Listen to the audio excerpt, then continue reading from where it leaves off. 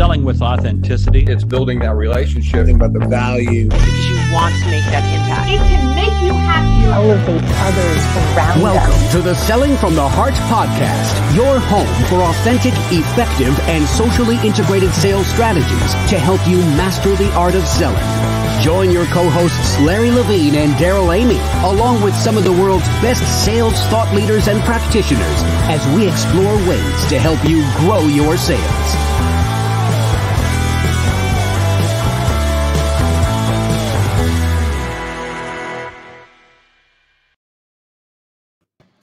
Hello and welcome back to the Selling with Authentic podcast. Your co-host Daryl Amy here today with Larry Levine. What's going on, Larry? You know what? There's a lot going on. I haven't dropped this in a while on you, but guess what, Daryl? What, Larry? Next month, as we're recording this, baseball season starts. I'm smelling cut grass. I'm getting into the mood, and go Dodgers. That's all I have. That's what's going through my head right now. So I had to throw a little sports twist on this. Dreaming of the repeat right there. Hey, this is going to be a great day today on the Selling from the Heart podcast. We're glad you're here. If you're new to the Selling from the Heart podcast, you've joined a growing community of sales professionals that are dedicated to being genuine, being authentic, adding real value. We call it Selling from the Heart. And Larry, I'm excited. It's February as we're recording this, probably coming out in early March, but we are coming up to the resurgence of the Outbound Conference. I am so excited about being involved in the Outbound Conference coming up in June. Oh, I'm telling you, this is the first thing that comes to mind now. I'm a Queen geek, so if any of you haven't heard of Queen before, go to Google, right? You can just put in Queen rock band. This is a sales rock show, and I've been blessed to be involved with it 3 out of the 4 years. And last year, obviously, we had to take a buy ball on it. So it's Outbound 20/21. It's going to be fun.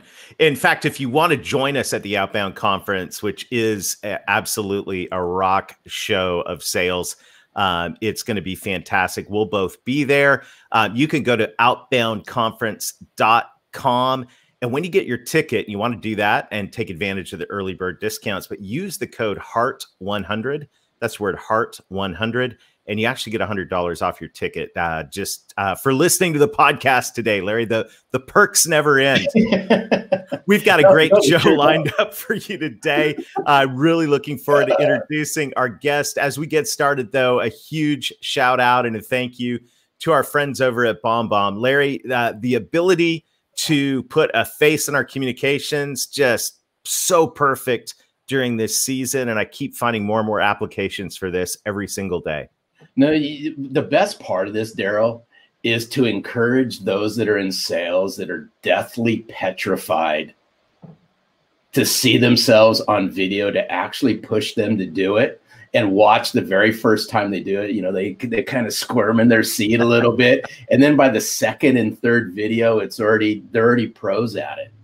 Yeah, so we've got a brief word from our friends at BombBomb, and then we're going to dive into a very authentic conversation today. So check this out. Selling from the heart means putting you back into the sales process, your passion, your energy, the emotion you bring, the belief you have in your product or service. Sales is a transfer of emotion. But can that happen if you're hiding behind a keyboard? Will another text-based message in their inbox get you to where you want to go? There's a better way, and it starts with you. You in front of more people more often through a video messaging platform like BombBomb. We want to guide you along the Selling from the Heart process. Sign up for a free trial of BombBomb at bombomb.com or sign up for a demonstration and sell from the heart by being face-to-face with more people more often. What a powerful message. Oh, so powerful. And putting a face behind this, rehumanizing business, just huge fans of our friends over at BombBomb. Go, you see it scrolling across the bottom of the screen, bombomb.com/heart. Get 14 days absolutely free.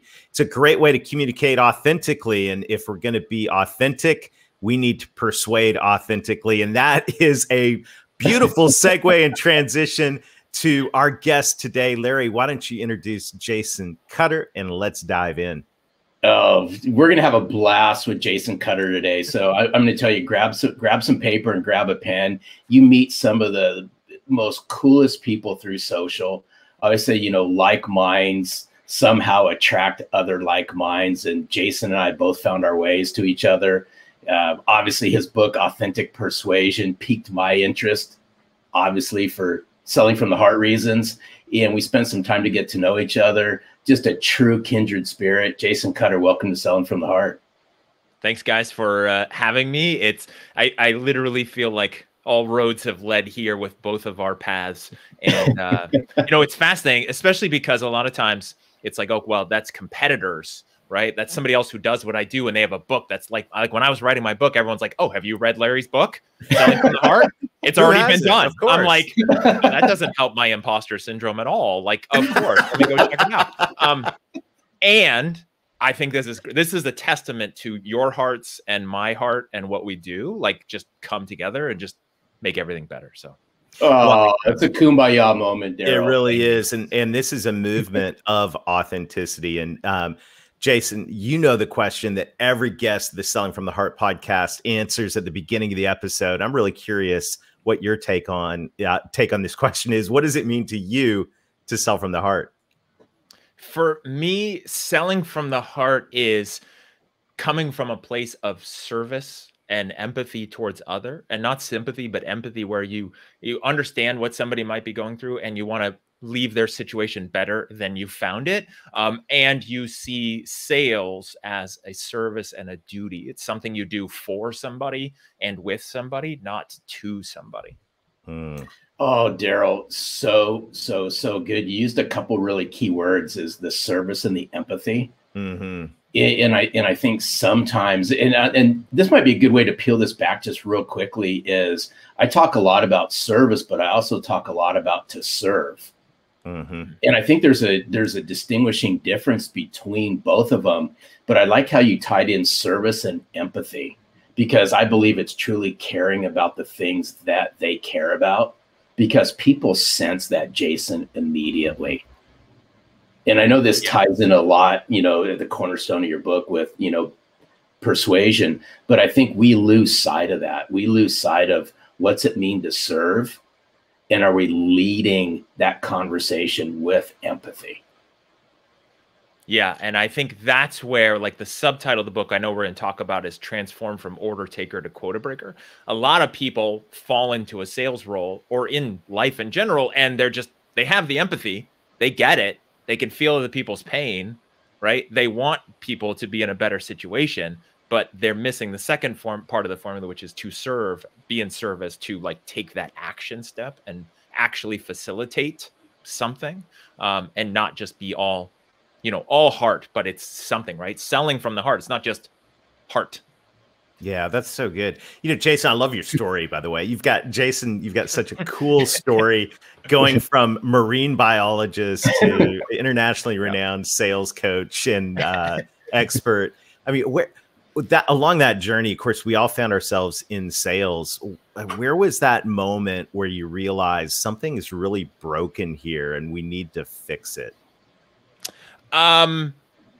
It really, like, the broken and need to fix it was really when I was in the later stages prior to becoming a consultant and starting my business, but being in an organization and just seeing what was done internally. It wasn't such an issue like with how it was being sold, but what I saw was that over the years, so many customers, potential customers, coming into, let's say, the call center over the phone, and you could just hear the fear and the walls up because of how they had experienced the world. And we've all had that. And salespeople who sit down in a sales seat and bring all of their baggage as a customer and all the stuff they hate, and like you could just see how broken the sales profession, even though it's not a profession because there's no guiding body, but the act of sales in the world is just like how it's done just doesn't work. It works, but it doesn't work.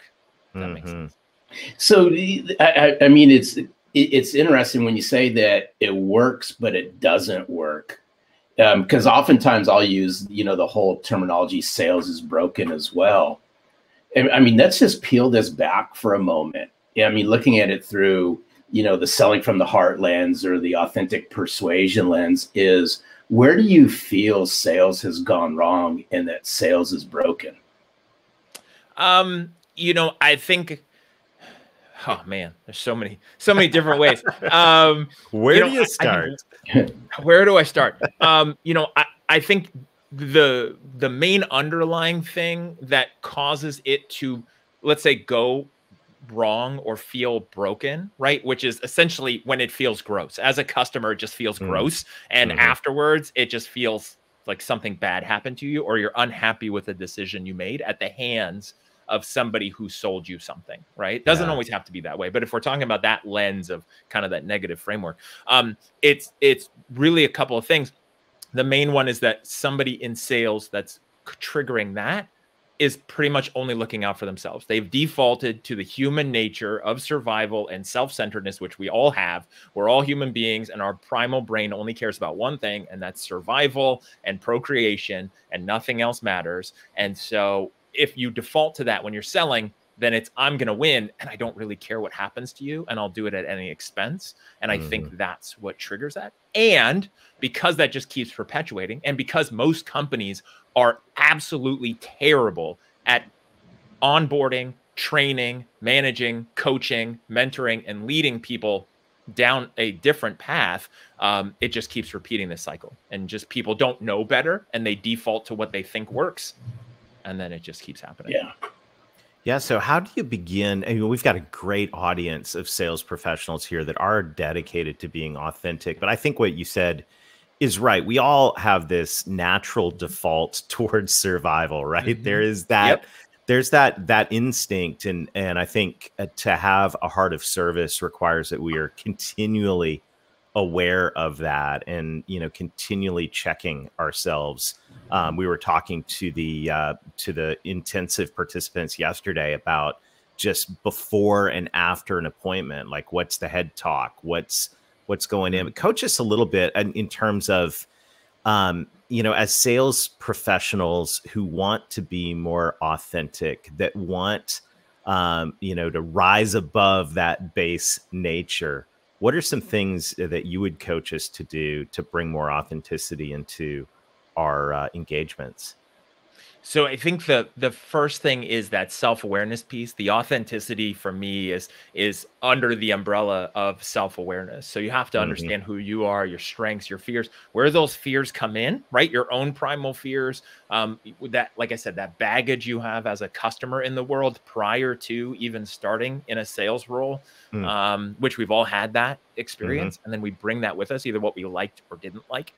And then I think the other thing to help make that shift too is it's focus on abundance, right? 7 billion people on the planet. I don't need to convince you. I don't need to trick you. I don't need to manipulate you, because there's enough other people out there who would be my ideal client. And so it's making that shift, although it's a dangerous fine line, because I see a lot of people who are then on the order taking end of the scale relying on and planting their flag in abundance, which is, well, I'm just not going to ask for any sales because Jason said there's enough people on the planet. And it's like, well, then you're going to be homeless in abundance and not, selling from that place, right? So there's a balance of like, if you're the right prospect and I can help you, then it goes into that duty and responsibility piece, which is I owe it to you. And if I don't help you, I've failed you. Otherwise, if it's not a good fit, abundance says, I don't need to force a square peg in a round hole. And instead, I'm just going to come from a place of abundance and then be myself instead of pretending to be salesperson that I think I should be and forcing things. Daryl, the first, I'm listening to what Jason's saying. You start talking about self, it's right. And in order to really understand this is to know thyself, right? And I'll even go a step farther and throw in the L word, is to know thyself, is to love thyself. And I think deep down inside, and I'm saying deep, deep down inside, many in sales, they know what's right. I firmly believe they know what's right, but they get caught up in the head trash, right? They get caught up in, I always say that, we're all products in the environments that we were raised in. Well, salespeople, I firmly believe, or products in the environment they're raised in. So it's always playing at them, right? Deep down inside, I know what I really should be doing, but the head talk goes, well, you know what? I got to make this sale. I need to do this. I have to do this. And it's always conflicting. Yeah. And I think one of the big things too is very few people, I've met some, but not a lot, because I ask a lot of people this question. Very few people as a kid are growing up and going, you know what? I want to sell stuff to other people when I get older. And I'm really going to dial this in, and I'm really going to make this a profession. I love getting people to buy things. Like very few people do that. Like on my podcast, I ask everybody, like, what did you want to be when you were a kid? Baseball player, doctor, astronaut, right? Not B2B software as a service sales professional. Like that hasn't come up yet. And so what happens is that you're just kind of winging it and then defaulting. Right. And not loving yourself and not understanding what it takes, what a true professional would look like in sales. That order taker, describe the order taker, because I think your twist on that is really cool in the contrast to an authentic professional. So draw that out a little bit for us. Order taker versus authentic professional. Sure. So the order taker to me, and again, this isn't a derogatory, negative, like you're always this. It's usually just a state of affairs for a salesperson. If you can pretty much just look at the stats. I can look at the stats and go, okay, you're an order taker. You're taking the easy sales, the laydowns, the people who are walking up or on the phone that say, oh, hi, Jason, here's my money. Please take it. I'll take whatever you're selling. Right. Like those are great. You can't live on that. That closing percentage is low.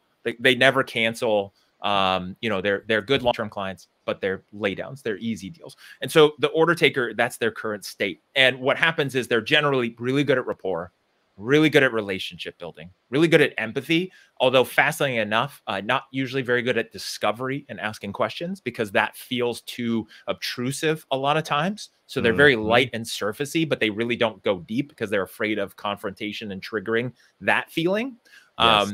And then what happens is they're taking it. And for me, my experience of order takers, and especially researching it and working with so many people, is that what happens, again, we go back to the baggage and the experience people have before they get into sales, right? You're a salesperson, or you're a customer, and you go to a car dealership and you want to buy a car. And we have the experience most people have at car dealerships. And you leave with a car, but you feel gross, and you do not like the thought of having to go buy another car. You do it.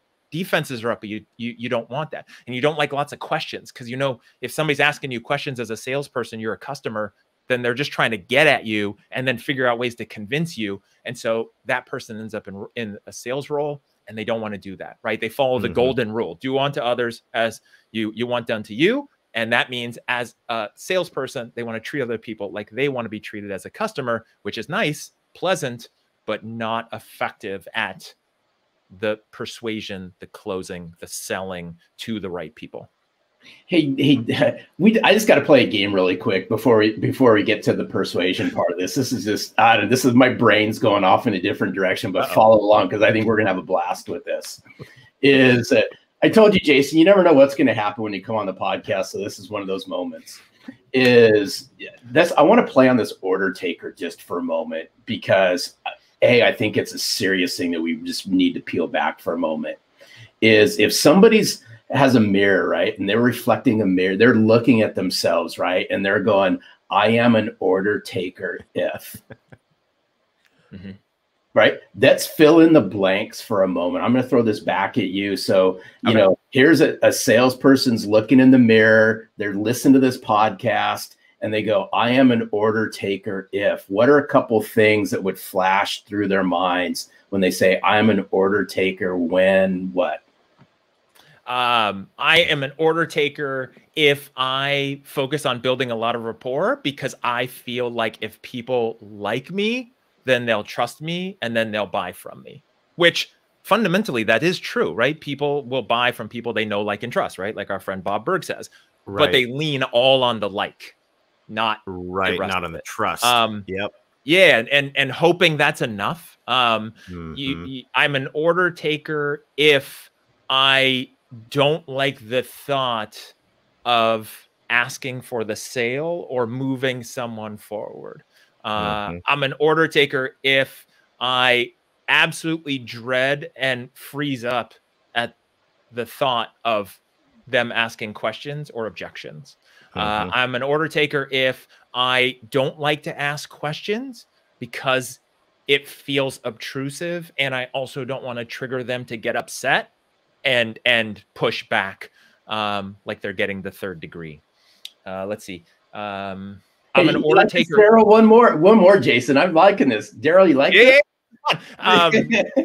You might be an order taker if. You know, I'm an order taker if the clients who do sign up absolutely love me and we form a great relationship, even if I don't sell very many people. But those clients never cancel or are always like a part of it.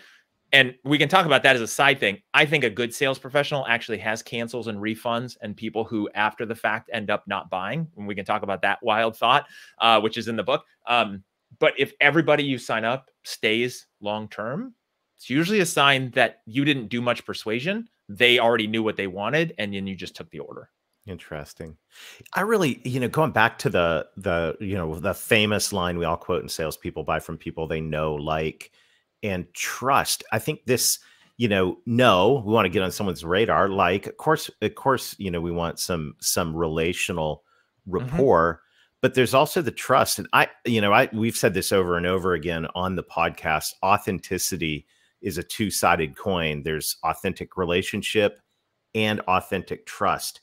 And those two have to be there in order for authenticity, for sales to move forward. Otherwise, it's like you're saying, it's just like, I'm just going to go out there and get people to like me. And, this is or the other side of it. There's the other side of it where it's like, well, all I got to do is go out and bring some insight. And if I bring some ideas to the table, then I should win. And it's kind of funny. Larry and I sit side by side in this podcast because Larry leans heavily to the relational side. I lean heavily to the value side. But that's where I think these two things coming together are where the beautiful things happen, where there is a relationship, where you can challenge, where you can bring ideas, and it's not just an exchange of friendship and goodwill. It's also an exchange of ideas and strategies and back and forth. Yeah, well, I think I completely agree. And I think a lot of times people default and end up in the friend zone if they're not careful, where they've got a really good friend, but then sometimes when you get in the friend zone, they don't trust you as a salesperson for the same reason you wouldn't necessarily invest your money with your cousin who just became a financial planner. You're like, no, we're not going to do that. I don't care. I see a lot of salespeople end up in the friend zone. They've got a new Facebook friend. They're sharing recipes, and that person doesn't want to buy from them.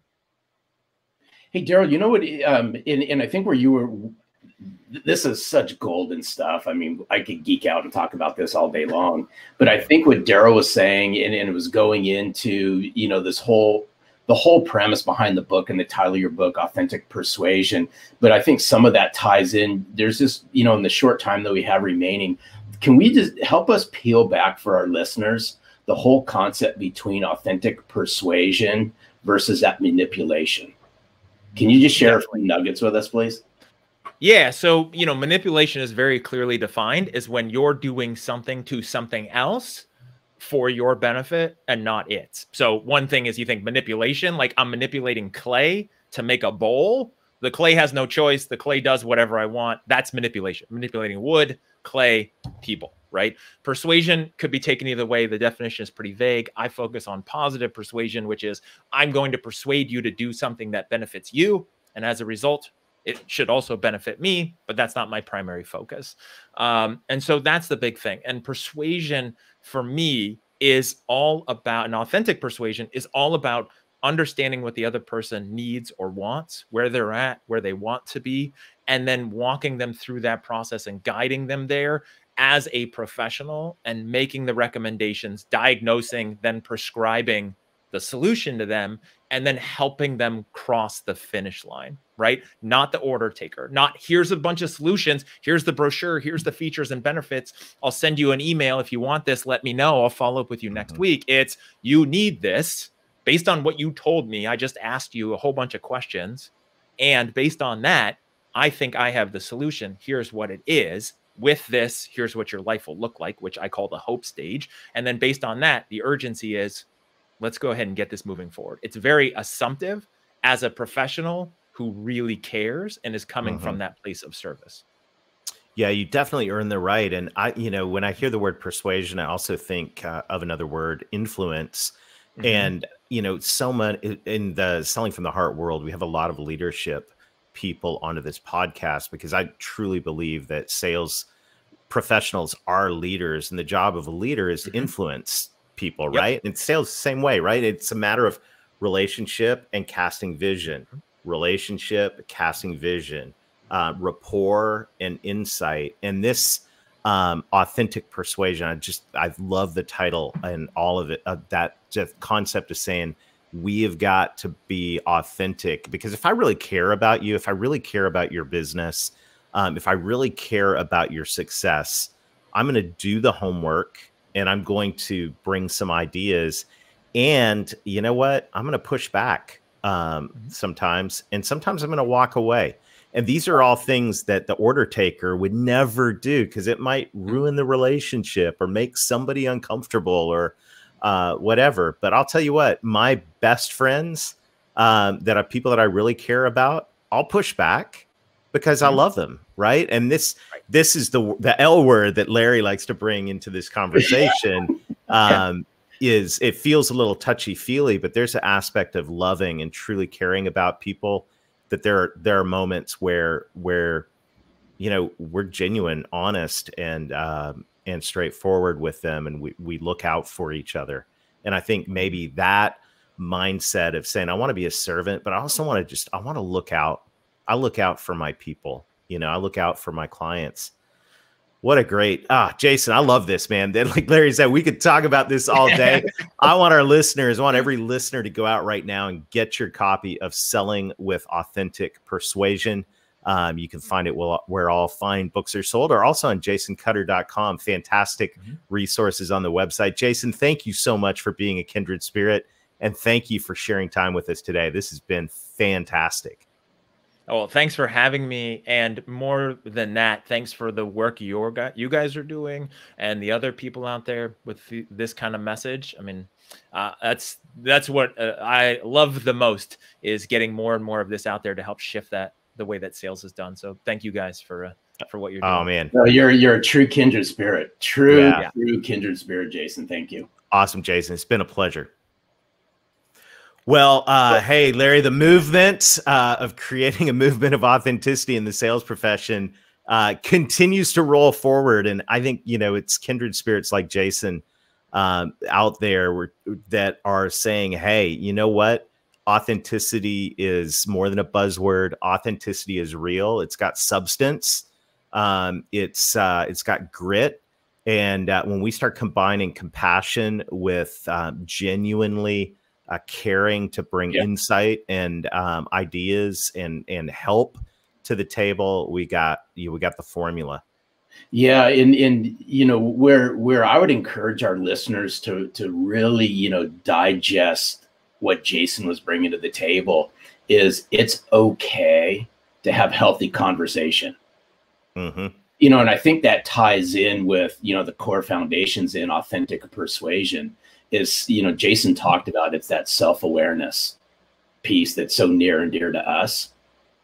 But I think, I love the whole concept of order taking. I mean, God, we could have went on for days on order taker. I'm an order taker but it's okay to engage in conversation that gets somebody to stop and think and help them along the way, because a true caring sales professional is going to do that.